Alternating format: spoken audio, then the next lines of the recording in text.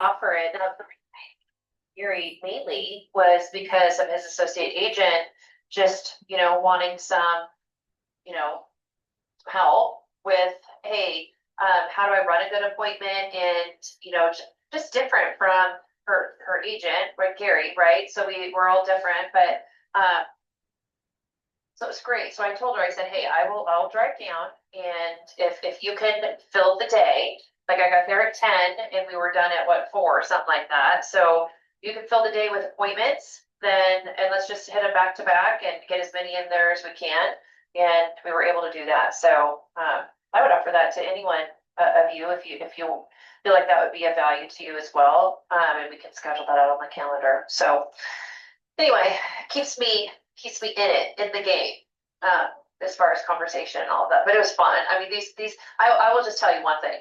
Uh, these were all prospects. They weren't current clients with Country, but they all absolutely loved Gary. Like I was, just the banter back and forth was hilarious, hilarious. So, those were really good ones as well. But all right. Well, thank you guys for joining me for my October growing leader session. And before we jump into that specific uh, session, I'm gonna do this because I don't know if I did this last time, but for those of you who are on my Monday morning meetings, and those are mainly the newer agents, but every time we get on every Monday morning at 9 a.m.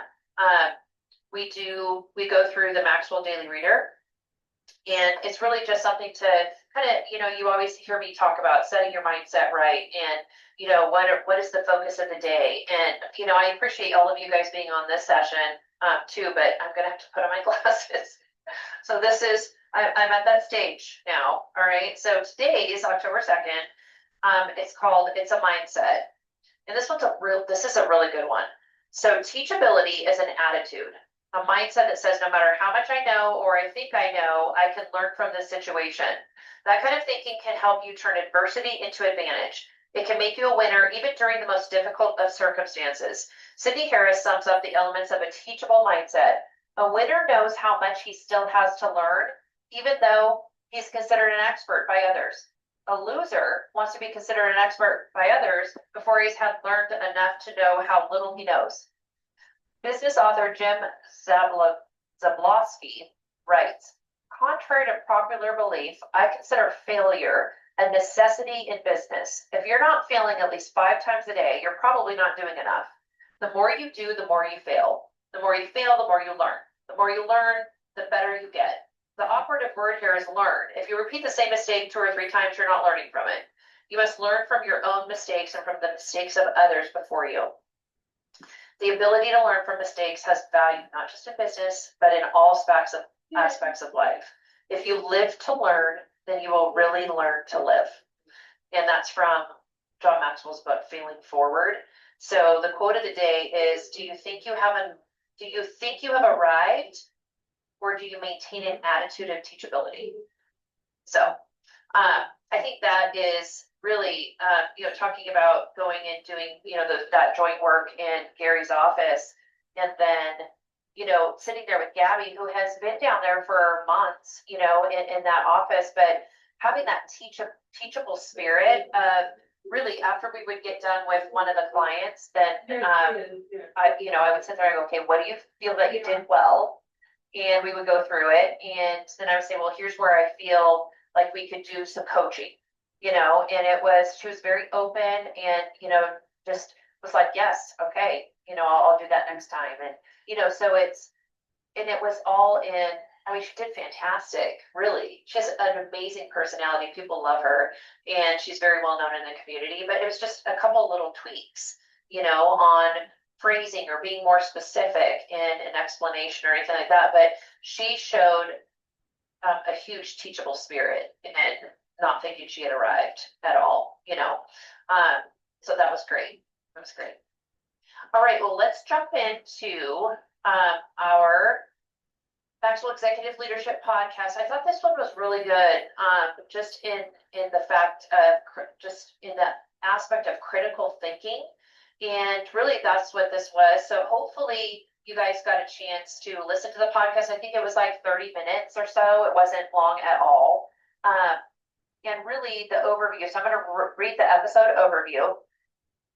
In this episode, Perry Hawley and Chris Godey explore the importance of critical thinking for leaders. They explain how critical thinking helps leaders enhance their problem-solving skills, make informed decisions, and communicate more effectively. The hosts also share practical tips for developing critical thinking skills, such as asking thoughtful questions, evaluating information sources, and considering multiple perspectives. Additionally, they encourage leaders to engage in diverse conversations and embrace uncertainty as part of the critical thinking process. So some of the learning points we'll go through. There was like 5 different learning points, but then I took a ton of notes just as they were talking on things that stood out to me. So before I get started, was there anything, if you guys were able to listen to it, hopefully, was there anything that stood out to you that, you know, this is not me talking the whole time. I know I say that all the time, but this is a interactive session where we can all learn from each other. So anybody have?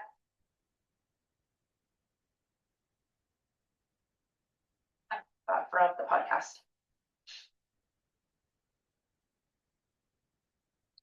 Yes.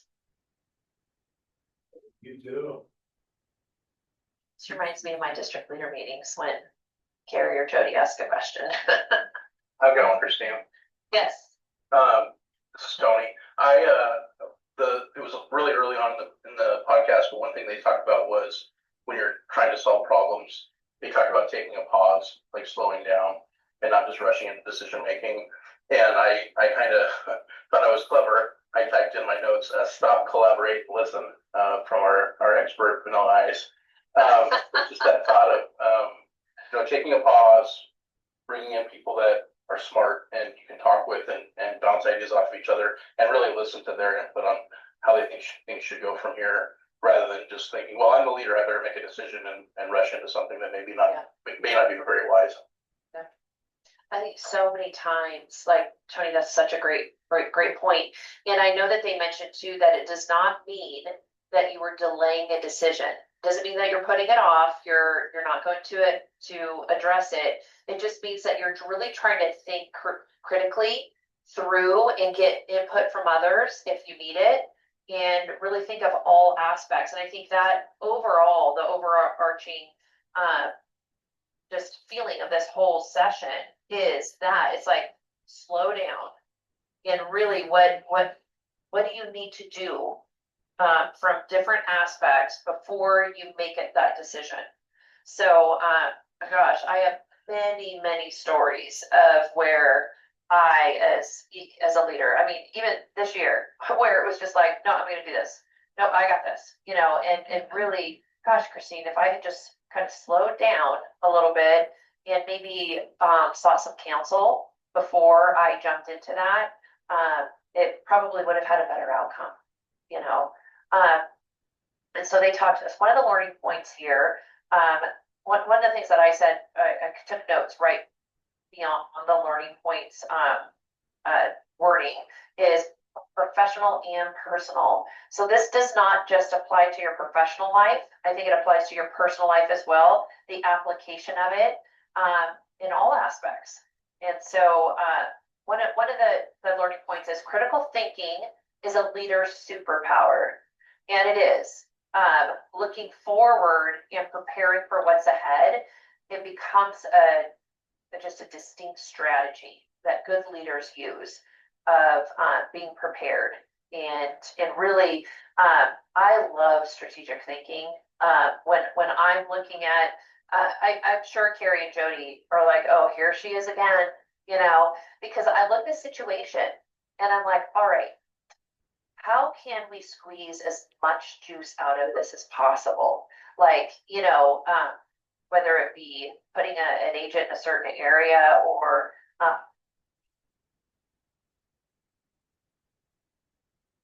how can this be advantageous to the company and advantageous to me and advantageous to an agent?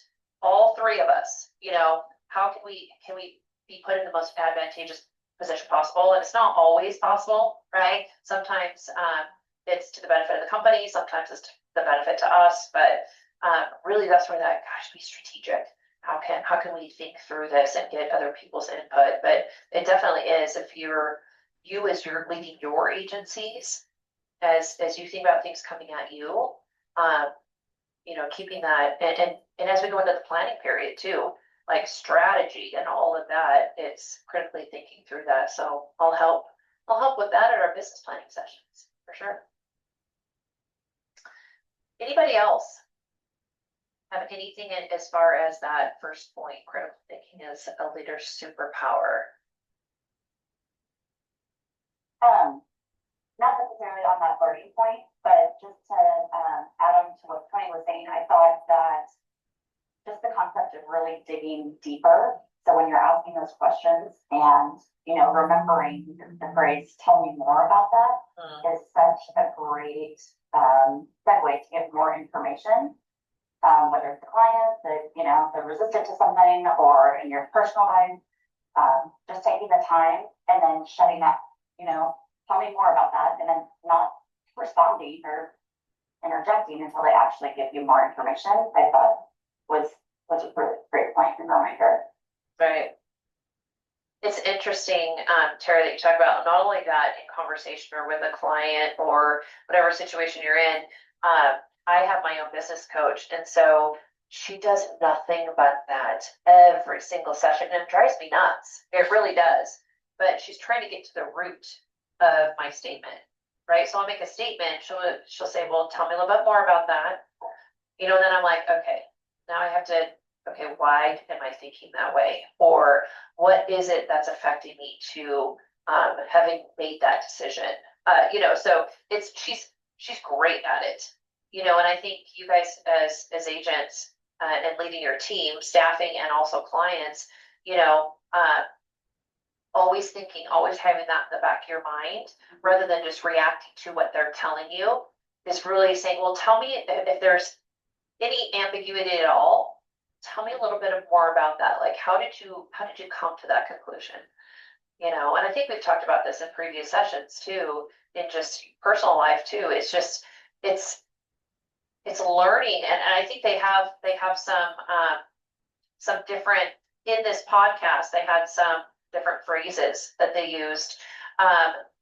The mental process of interpretation and perception of the information you're hearing is so key. Because that is, you're interpreting it based on your lens, right? And perceiving the information you're hearing based on your thoughts. And so the person sitting across from you is not always just like you. So how can it's just sharing that process to build trust. That's really like our fifth point, but it really applies to what we're talking about. Asking thoughtful questions, digging deeper. Well, what's behind that? What's behind that thought process? Tell me more to get underneath the surface. So, can you guys agree that we all need to get better at that? You guys think that? Yeah. I do. All right. Critical thinking is cultivating my curiosity. Leaders are learners. So I know that connected with my Maxwell Daily Reader. Leaders are learners, and it was just meant to be. Refuse to accept the first or easiest answer. I fall into that pit all the time because I'm all about checking the box, making it go away. And all right, so this is a solution.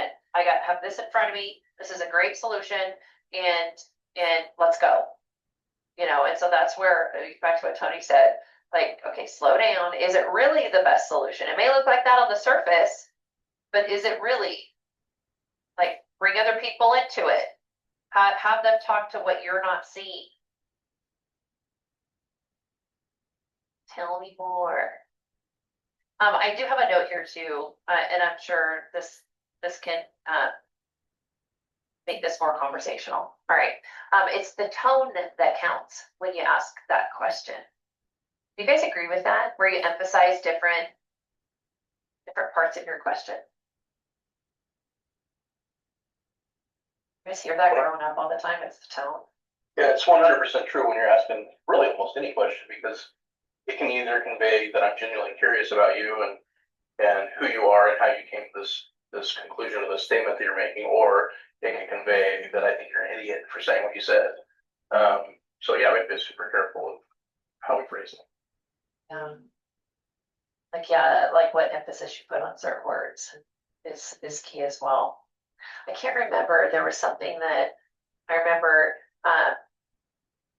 like it was a certain phrase and you could totally read it one way or totally read it another. And I wish I can remember what that is, but it's just like, yeah, depending on your the lens you're looking through to interpret that question, it means something completely different to different people.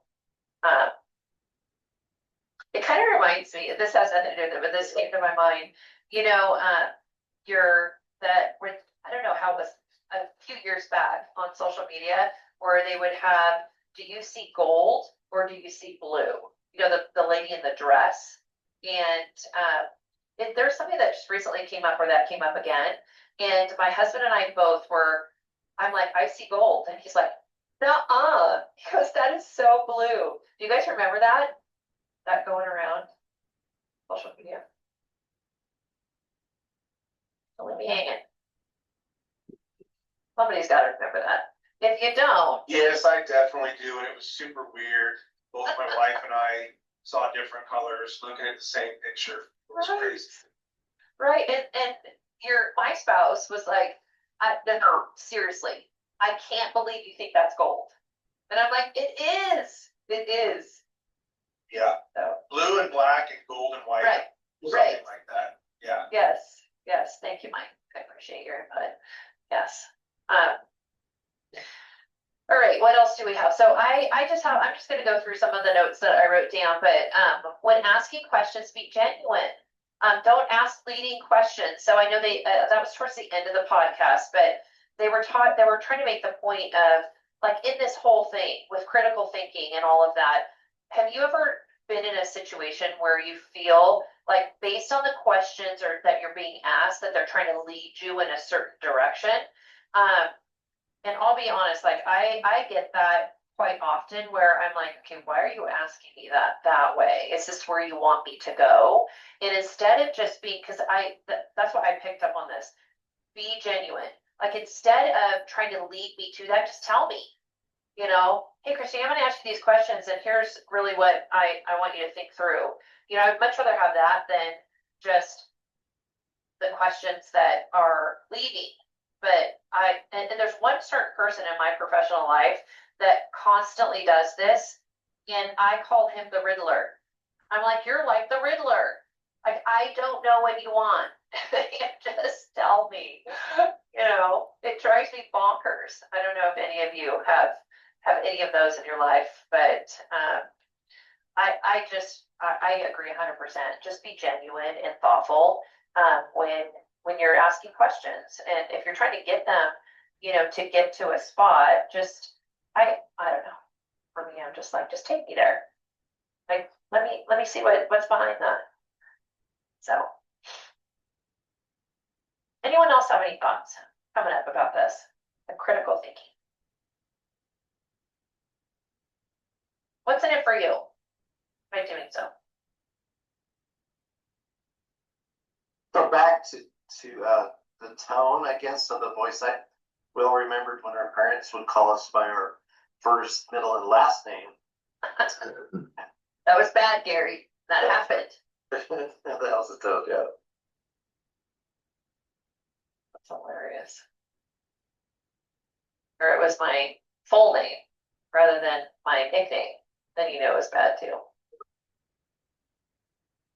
So. All right, I do have on here too, evaluate information sources. So is it a bias? We all have them, so be careful to be a credible source as well. Consider multiple perspectives. Like, what am I missing? Get disagreement in your meetings. Like, that's welcome, you know, because it creates conversation. And I think you all will agree that we live in a society of disagreement is bad. You know, you're on one side, I'm on the other, and you're bad, I'm good. And it's not, it shouldn't be that way. It honestly shouldn't. And I think that's what we've been talking about the past few of these growing leader sessions is really considering others in their perspective and asking them why they think that. Well, like dig in. How many people actually get asked that? How many times do you get asked that? What's another way to look at this? Play devil's advocate. Almost creating an obligation to dissent. And I think in the podcast, they talked about like meetings where they'll plant somebody and say, hey, it's your obligation to dissent what I'm talking about so we can get some conversation going here. So that's always fun. This is Kathy. Yes. Well, earlier this year, I'd broken my arm and had to be off for about 4 to 6 weeks, and a lot of things had changed when I got back. And so I was like, well, what's going on here? What's going on there? In essence, we'd added another person while I was gone, and we were doing a lot more quoting. And some of these quotes, nobody knew who was handling them. And what I loved about Gary and the team we have, instead of accusatory, I think that's really important, is not like, you're wrong, you're wrong, you're wrong. We brought everyone together and all their different mindsets, because every one of us in our office have strengths and weaknesses. And Emily has a great strength to figure out how to get everybody on the same page. So we solved that problem by using, we call it our Team Sheen Planner. But now everybody knows what's going on with, we have a system, and when a new quote comes in, we know who's handling it, when it's handled. And then once a week, I check on all our referrals to make sure they're being taken care of. And very rarely do we not have something going on. I mean, they are taken care of, and sometimes by the time I check them every Thursday, and maybe they come in earlier that week, we may already not only have a quote, but a policy written. So I think, like you said, if we have people that don't agree with how we think, that's great, because they think differently, and it takes all of us to figure out how to make it work. Yeah. And the other thing that Gary's great at is where he's not strong, he hires people that are strong. And I think that's really important as a leader, is you're not going to be good at everything. And you have to go hire employees that are good at what you're not good at. So. Yeah. And thank you, Kathy. That's great. Can you mute me again? Oh, sure. I'm still figuring this out. Let's do that. There we go. All right. The other part of my notes, see, I just had that part better, that I wanted to cover was really being open to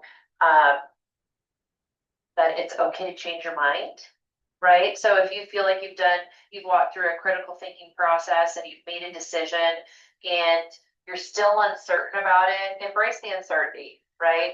We all have uncertainty every single day. And it's okay to change your mind and use information to do so. If you're going down a path to a decision and someone steps into the path and says, hey, don't forget this, even though you're totally set on, no, this is my decision, I finally made it. It's okay to change your mind and use the information somebody shared with you as a basis to do so. But just don't get paralysis, all right? Because then people can say, okay, well, I made a mistake. Well, good, you made a mistake. Learn from it, move on. Don't get paralysis. Fast and informed decisions are key. When you have enough information, don't. I call it the get ready to get ready to get ready phase, and nobody thrives in that at all. All right, so just have enough information to make a decision, and then do it. But be open to change if you get new information. All right, it doesn't mean you're bad.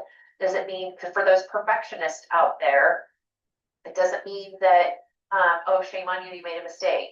All right, it's just saying, oh, hey, I'm glad I know this now, and now I can shift. All right. The leader who learns to think well leads well, and I believe that 100%.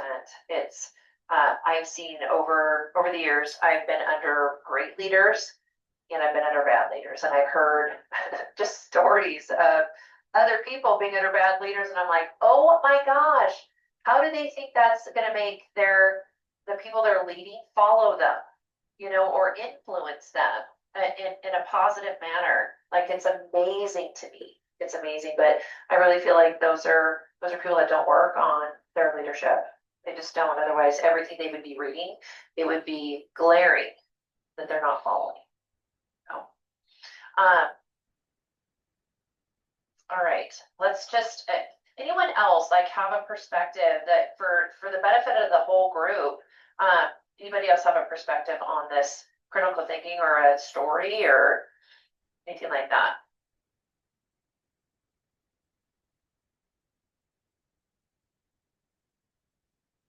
All right, so here's my challenge, because this was a kind of a short podcast, so there's not too much to unpack with it other than what we've really talked about. Just making sure you're taking time to, if you have a decision to make, you're taking time. You're getting all the information that you need to critically think through it, also from different perspectives that that you may be able to glean from. And then stick to your decision and make it. All right. Don't get ready to get ready, but ask lots of questions, thoughtful questions to try and come to a conclusion. So the 5 different points of think about a decision you're going to make this week. What is the real problem? So that's the number 1. So if you're taking notes or you want a takeaway from this, I would jot down these 5 things. All right. If you're thinking about a decision you're going to make, what's the real problem? Number 1. Number 2, what are my assumptions about it? Where am I coming from? What am I assuming is going on with this? Who would see this differently? So who can you reach out to try and get their perspective on it? What's the evidence? And then what is my risk of being wrong? You know, that could be a large risk if you're wrong, or it could be a smaller risk. So those are just some like 5 different steps to kind of critically think through a decision that you will make in the future. So I will follow up with my notes on this to everyone, and it will include those 5 points in this if you guys want to refer back to that. But anything else on your part? Any other questions? Doesn't have to do with the session at all, since I have you on here that you need my help with. Or look, we have, yes, Tony. This is about the podcast. Just that last question in that set of 5 that you went through, I had written those down too. What's the risk of being wrong? Like for me, that's been so key in my own mental health, because I'm an anxious person typically. And so if I'm worried or anxious about a hard situation or a hard decision, going through that process of, okay, well, if I make the wrong decision, what is the absolute worst thing that could happen? You know, like, oh, okay, well, country could pull my contract. Okay, well, then what? You'll get a different job, right? Like, so just going through the worst possible scenario and realizing the worst possible scenario isn't all that bad. So that's been good for me. Yeah. Tony, I laugh at the fact that you use the example of country could pull my contract. Like, what decision were you trying to make with that? You know, that would put that into that. No, that was more anxiety. Like, well, I'm not doing very well. You know, not really a decision. Yes. Yeah. Love it. But you are doing good. You are. You turned that ship around. I love it. It's great. And I hear this from a lot of you when I in your offices, and I appreciate the fact that you trust me to use me as that different perspective that confirming or maybe not validating the assumptions that you have, or trying to have you look at it from a different perspective. And I've had many conversations with all of you on the call today in regard to that. So I appreciate you trusting me to help you critically think through some of those things. I mean, I have my people too that I do this with all the time, and it's good to have those for sure. But all right, anything else or comments? You guys good? All right. Well, I appreciate you spending your last 30 minutes with me, and just, the effort to, hey, what can I learn from this today? And applying that, like I said, both professionally professionally and personally. It definitely applies to all aspects of our lives. So I hope you guys have a great rest of your week. And I'm here if you need me.